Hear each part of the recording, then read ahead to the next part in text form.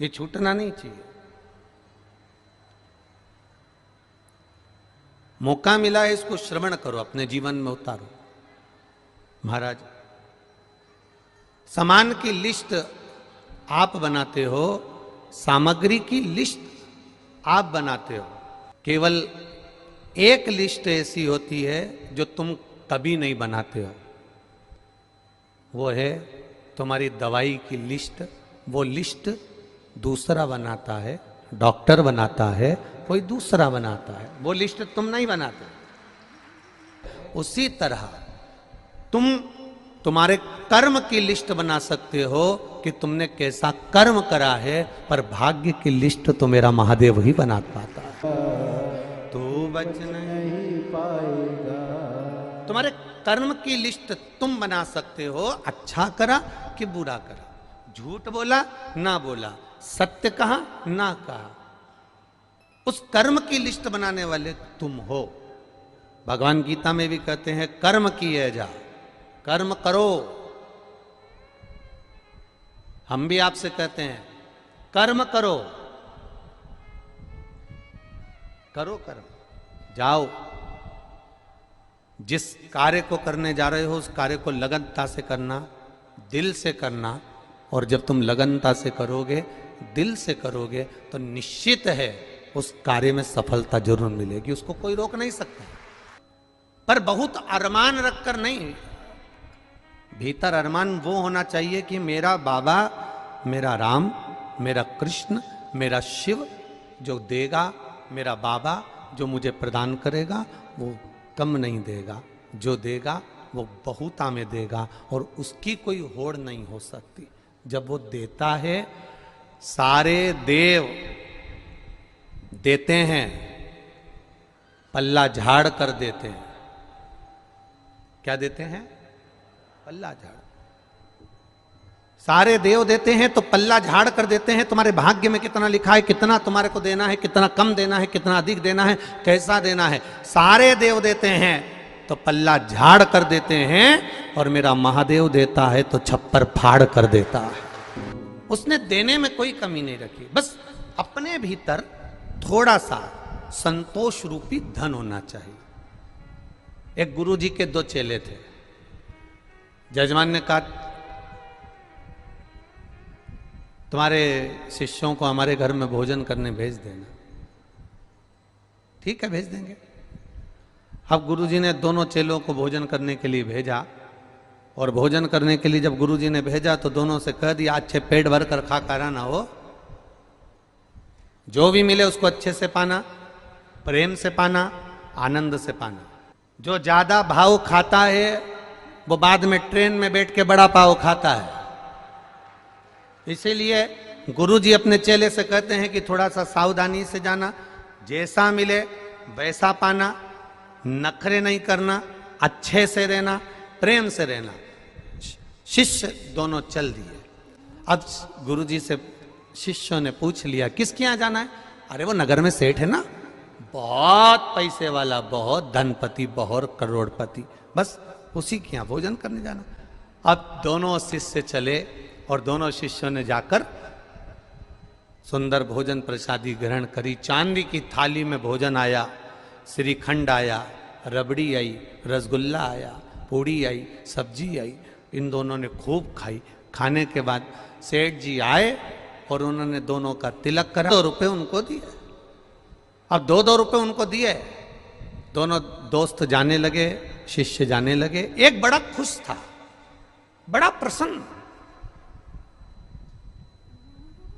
एक की प्रसन्नता इतनी थी जिसका वर्णन नहीं, और दूसरा मुंह उतारा हुआ था, मुंह लटका हुआ था, लटका लटका मुंह भिन भिन कर रहा था। काय का सेठ, काय का सेठ, बताओ। भिखारी 2 रुपया दिया।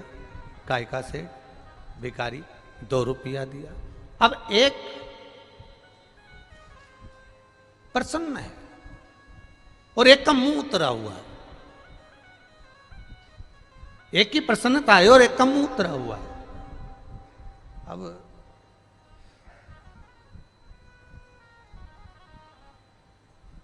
गुरुजी के पास गए तो गुरुजी ने देखा कि एक तो इतना खुश हो रहा है, इतना खुश हो रहा है, इतना खुश हो रहा है, और एक को देखो तो मुंह उतरा हुआ है।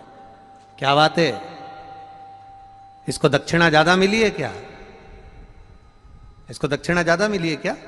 नहीं नहीं, गुरुजी मुझको भी 2 रुपए मिले हैं और इसको भी 2 रुपए मिले, तो तेरा मुंह क्यों उतरा हुआ है? अरे गुरुजी पूछो ही मती, चांदी की थाली में खाना खिलाया, पूड़ी रबड़ी श्रीखंड सब दिया, पर दक्षिणा तो देखो कितनी दी, 2 रुपए। अब गुरुजी ने दूसरे से पूछा कि तू इतना खुश क्यों हो रहा है, तुझे दुख नहीं हो रहा? अरे गुरुजी सेठ जी के घर गया, जिंदगी में आज तक चांदी की थाली में खाना नहीं खाया था, खाना खाया, श्रीखंड रबड़ी खाई, और गुरुजी वो सेठ जो कभी किसी को 1 रुपया नहीं दे, उसने मुझे 2 रुपए दिए, इससे बड़ी खुशी जिंदगी की नहीं हो सकती। जो कभी किसी को 1 रुपया ना दे, वो मुझे 2 रुपए दे रहा है, जिंदगी की इससे बड़ी खुशी नहीं हो सकती। तो गुरुजी ने दूसरे चेले से पूछा, क्यों रे तुझे दुख क्यों हो रहा है?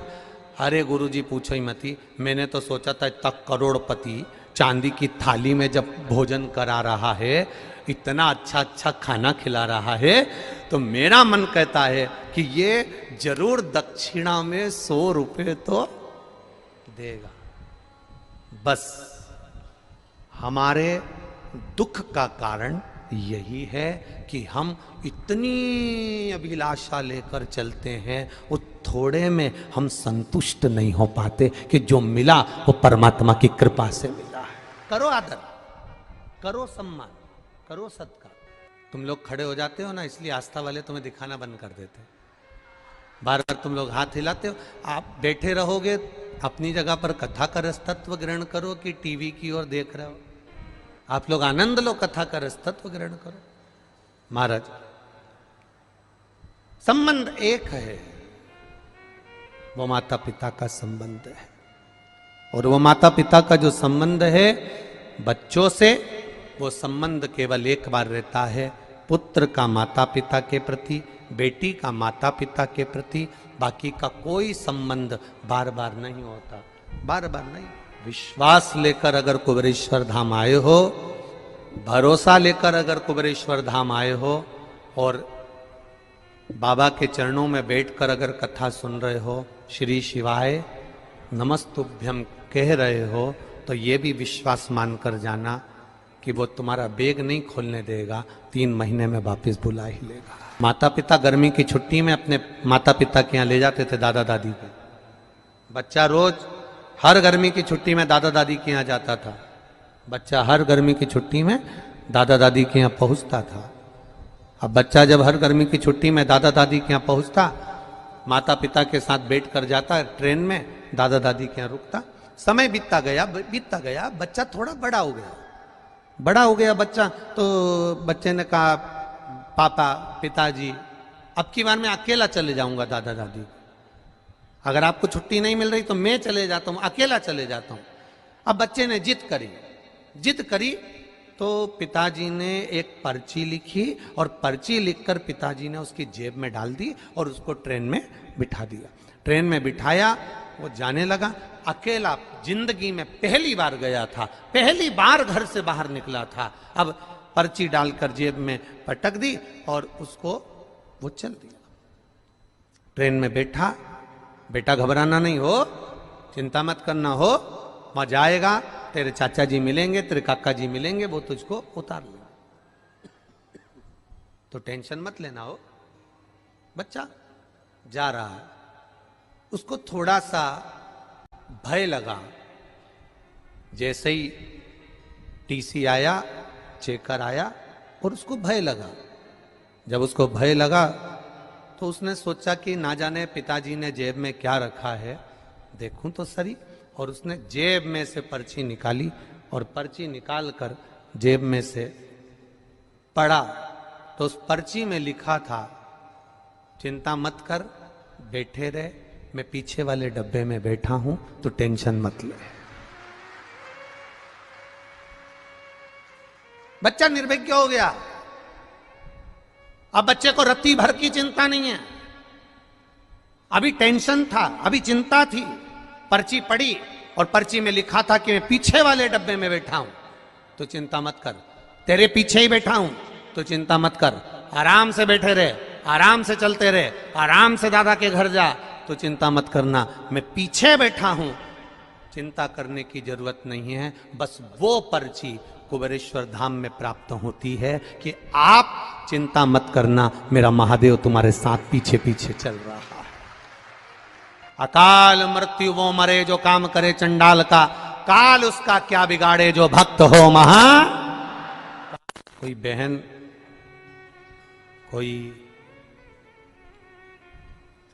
मिलिट्री में उनके पति हैं, उनके साथ आई हुई है और वो जहां हम कक्ष में हैं उस कक्ष के आगे टिक कर बैठी थी और उसकी बात चल रही थी। तो वो बात में कह रही थी कि गुरुजी ने रुद्राक्ष वितरण, उसके पति ने कहा कि सबको सूचना दी कि रुद्राक्ष के लिए आना, और गुरुजी ने रुद्राक्ष वितरण नहीं किया, बंद कर दिया कारणवश। उसकी पत्नी के शब्द, उस मिलिट्री मैन की उस धर्म पत्नी, कहीं पर बैठे होंगे वो दोनों, तो उस धर्म पत्नी के शब्द कितने सुंदर थे। शायद आपकी जिंदगी के लिए शब्द बहुत कीमती होगा। उसकी धर्म पत्नी ने एक ही शब्द कहा, आपको परेशानी हो रही है यहां बैठने में, आपको दिक्कत हो रही है यहां बैठने में? नहीं नहीं नहीं, क्या कहना चाहती है? अब रुद्राक्ष तो मिल ही नहीं रहा, भले ना मिले। मैं भोलेनाथ जी से ये कह कर जा रही हूं, मेरी जिंदगी में, मेरे बच्चों की जिंदगी में, मेरे पति की जिंदगी में कभी रुद्राक्ष की जरूरत ही नहीं पड़े, बस ऐसी कृपा करना। चर्चा चल, हमने कहा क्या सुंदर शब्द है। एक माता का ये शब्द जीवन को सार्थक करने वाला है। पुनीता उपाध्याय, ग्राम कारो, जिला बलिया, फोन नंबर ये, कहीं बैठी होंगी तो स्मरण करेंगे। मेरे भोले बाबा का क्या बखान करूं, जितना भी वर्णन करूं उतना कम है। आप भी हमारे साथ पत्र पढ़ा करो जो टीवी पर दिखाया जाता है। जितना वर्णन करूं उतना कम ही है। मैंने पशुपति व्रत किया था, जब 5वां व्रत पूरा होने पर रिजल्ट रेलवे का आने के लिए मैंने कहा था, क्योंकि पहले एग्जाम दे चुकी थे तो, परंतु उसमें पास नहीं हुए थे। अब की रेलवे का एग्जाम दिया तो मैंने पशुपति व्रत करा, बेलपत्र शहद का प्रयोग कर कर शिव जी को अर्पण करा और बाबा से विनती करी, बाबा ऐसी कृपा करना, ऐसी दया करना, ऐसी करुणा करना कि इनका रेलवे में हो जाए। और बाबा की कृपा से जैसी 5वां पशुपति व्रत पूर्ण हुआ और बाबा की कृपा से उनका रेलवे में सिलेक्शन हो गया। ये शिव तत्व है, ये घड़ी है। हमारे सनातन धर्म के अंदर शंका का कोई काम नहीं होता। हमारे सनातन धर्म के अंतर्गत केवल विश्वास करा जाता है कि पत्थर की मूर्ति में भी राम होता है। तुम्हारी कमाई के हिस्सेदार होते हैं तुम्हारी पत्नी, तुम्हारे घर के माता पिता, तुम्हारे भाई बंधु और तुम्हारे बच्चे तुम्हारी कमाई के हिस्सेदार होंगे। पर एक बात अपनी जिंदगी में उतार कर रखना, तुम्हारे कर्म के हिस्सेदार नहीं होंगे कि तूने कमाया कैसा था। अब सुनना, पूरे भारत के लोग और पूरे देश विदेश में बैठे हुए जितने भक्त इस आस्था चैनल के माध्यम से कथा सुन रहे हैं, अब सुनिए। ये कथा में भिक्षुवर अवतार भगवान शंकर का हुआ है 14वें नंबर का। उस कथा को ध्यान से सुनना। 19 अवतार में से एक अवतार है और यह हम सब के लिए है आज शिवरात्रि के दिन, कि दुनिया के लोग कहेंगे, दुनिया के लोग कहेंगे फिर वो सत्यारथ मरा क्यों, फिर वो उसकी पत्नी को घड़ियाल क्यों खा गया, फिर उसका वैभव क्यों चले गया। कई लोग कहते हैं ये दुख क्यों आता है, तकलीफ क्यों आती है, कष्ट क्यों आता है, ये पूर्व कर्म का भोग है। फिर हमने शंकर जी को जल चढ़ाया, शिव जी की आराधना करी, शंकर को हमने पानी चढ़ाया, शंकर जी के मंदिर गए, शिवालय गए, देवालय गए, फिर उसका फायदा क्या हुआ, उसका लाभ क्या हुआ। तो फिर शंकर भगवान ने पार्वती जी से कहा, अब उसका जल चढ़ाने का लाभ तुम देखो पार्वती, तुम देखिए। देवराज नाम का चोर ब्राह्मण था, ब्राह्मण कुल में जन्मा था, पर चोरी कर कर धन लाया। चोरी कर, व्यक्ति चोरी कब करता है? चोरी कब करता है? जब उसको बहुत सारे धन की जरूरत पड़ती है। जब तक वो चोरी नहीं करेगा। भगवान ने जितना बड़ा पेट दिया है ना, एक बीता का दिया तो एक बीता का, दो बीता का दिया तो दो बीता का, जितना बड़ा पेट दिया है भगवान ने उसको पेट भरने के, पेट दिया तो पेट भरने के लिए भगवान ने उसको भोजन भी दिया। ये पेट भरने की जवाबदारी तो मेरे भोलेनाथ की है, पर पेटी भरने की जवाबदारी मेरे भोलेनाथ की नहीं है। पेट जितनी जवाबदारी मेरे शंभू की है, पेट जितनी जवाबदारी मेरे शंकर की है, पेट जितनी जवाबदारी मेरे कुबेर भंडारी की है, पेट जितनी जवाबदारी है तो भरेगा वो। बस इस पेट से हटकर जब दूसरा कहीं काम, लोभ, आसक्ति, वासना, तृष्णा, देवराज के साथ हुआ क्या था? देवराज की पत्नी थी, बच्चे थे, जो पत्नी थी, बच्चे थे, उनके पेट भरने की जवाबदारी भी भोलेनाथ की थी। भोलेनाथ ने पेट भरा, पर दिक्कत कहां खड़ी हो गई? जब देवराज अपनी बुद्धि को भ्रष्ट कर लिया। बुद्धि कब भ्रष्ट हुई? जब देवराज ने एक सुंदर कन्या को देख लिया, सुंदर स्त्री को देख लिया, स्त्री के चक्कर में पड़ गया।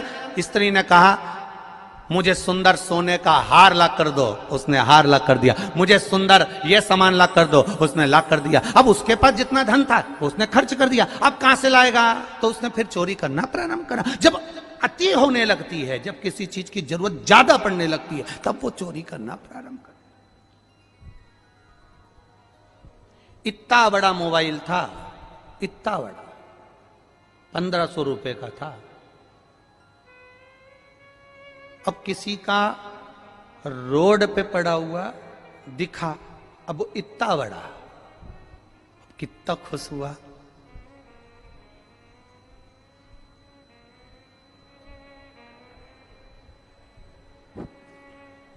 उठा लिया, आसक्ति बढ़ गई, लोभ बढ़ गया, ले गया, चले गया, बढ़ गया लोभ, ले गया वो। अब क्या कभी मोबाइल बेकार नहीं होगा? अरे बोलो तो जम के जरा जीजियो, नहीं होता क्या? कभी नहीं होता क्या? होता है। मालूम पड़े लेकर गया था, जेब में से गिर गया, स्क्रीन टूट गई, बेकार हो गया, कितने दिन चलेगा? पर यदि वही मोबाइल जो मिला था और एक बार अनाउंस करवा देता कि साहब ये मोबाइल मिला है, जिसका भी हो, ये कलर है उसका, ये मोबाइल है उसका, नंबर बताकर वो मोबाइल लेकर चले जाए। अगर वो मोबाइल उस व्यक्ति तक वापस पहुंच जाता तो उसके हृदय से, दिल से जो आशीर्वाद निकलता, वो एक मोबाइल ये तो साधारण सा था, वो कटे हुए सेव फल का आ जाता, एप्पल का आ जाता। अगर केवल समर्पण का भाव जागृत हो जाता तो, समर्पण का भाव।